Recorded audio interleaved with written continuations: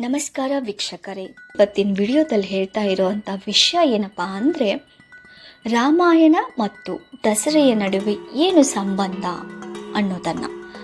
ಹೌದು, ನಿಜಕ್ಕೂ ರಾಮಾಯಣ ಮತ್ತು ದಸರೆಗೂ ಸಂಬಂಧವಿದೆಯಾ ಅನ್ನೋದನ್ನು ಈ ವಿಡಿಯೋದಲ್ಲಿ ನೋಡೋಣ.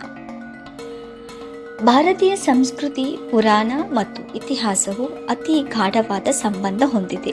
ಅವುಗಳಲ್ಲಿ ರಾಮಾಯಣ ಮಹಾಕಾವ್ಯವು ಅತ್ಯಂತ ಪ್ರಮುಖವಾದದ್ದು. ಈ ರಾಮಾಯಣದ ಕಥೆಯೊಂದಿಗೆ ನೇರವಾಗಿ ಸಂಬಂಧ ಹೊಂದಿರುವ ಹಬ್ಬವೇ ದಸರೆ. ದಸರೆಯ ಹಬ್ಬವನ್ನು ವಿಜಯದಶಮಿ ಎಂದು ಕರೆಯಲಾಗುತ್ತದೆ. ರಾಮಾಯಣದಲ್ಲಿ ಶ್ರೀರಾಮನು ಅಯೋಧ್ಯೆಯ ರಾಜಕುಮಾರನಾಗಿದ್ದನು. ಅವನ ಪತ್ನಿ ಸೀತೆಯನ್ನು ರಾವಣ ಲಂಕೆಗೆ ಕೊಂಡೊಯ್ದ ಕತೆ ನಮಗೆಲ್ಲರಿಗೂ ಗೊತ್ತಿರುವಂಥ ವಿಷಯ. ಸೀತೆಯನ್ನು ಮರಳಿ ಪಡೆಯಲು ಶ್ರೀರಾಮನು ವಾನರ ಸೇನೆಯ ಸಹಾಯದಿಂದ ಸಮುದ್ರ ಸೇತುವೆ ಕಟ್ಟಿಸಿ ಲಂಕೆಯತ್ತ ಪಯಣಿಸುತ್ತಾನೆ. ಅಲ್ಲಿ ಮಹಾಯುದ್ಧ ನಡೆಯುತ್ತದೆ.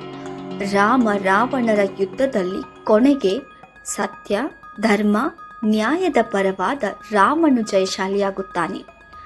ದಶಮುಖಿಯಾದ ರಾವಣನನ್ನು ಸಂಹರಿಸಿದ ದಿನವೇ ವಿಜಯದಶಮಿ ಅಥವಾ ದಸರೆಯ ದಿನವೆಂದು ಭಾರತೀಯರು ನಂಬುತ್ತಾರೆ.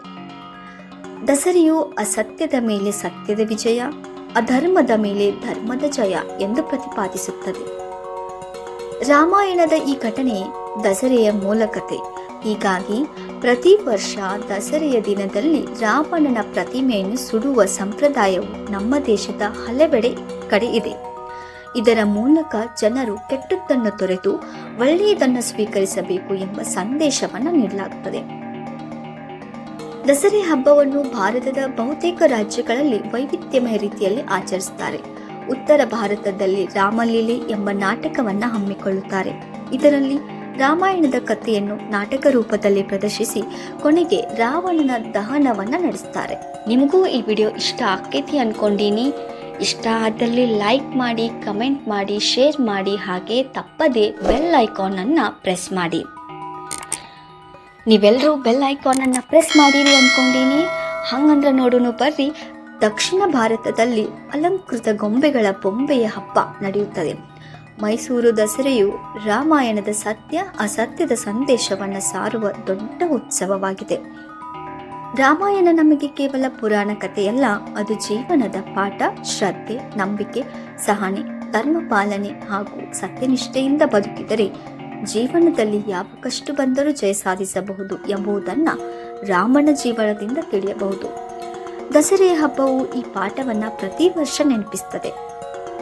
ಹೀಗಾಗಿ ರಾಮಾಯಣ ಮತ್ತು ದಸರೆಯ ನಡುವಿನ ಸಂಬಂಧ ಅತ್ಯಂತ ಆಪ್ತವಾಗಿದೆ. ರಾಮನ ಧರ್ಮಯುದ್ಧ, ರಾವಣನ ಸಂಹಾರ ಹಾಗೂ ಧರ್ಮದ ಜಯದ ನೆನಪಾಗಿ ದಸರೆಯನ್ನು ಆಚರಿಸಲಾಗುತ್ತದೆ.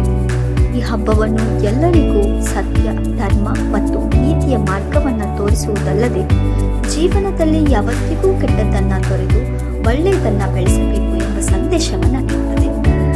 ಈ ವಿಡಿಯೋ ಇಷ್ಟವಾದಲ್ಲಿ ಲೈಕ್ ಮಾಡಿ, ಕಮೆಂಟ್ ಮಾಡಿ, ಶೇರ್ ಮಾಡಿ, ಹಾಗೆ ತಪ್ಪದೆ ಬೆಲ್ ಐಕಾನ್ ಅನ್ನು ಪ್ರೆಸ್ ಮಾಡಿ. ಮತ್ತೆ ಭೇಟಿಯಾಗೋಣ ಮುಂದಿನ ವಿಡಿಯೋದಲ್ಲಿ.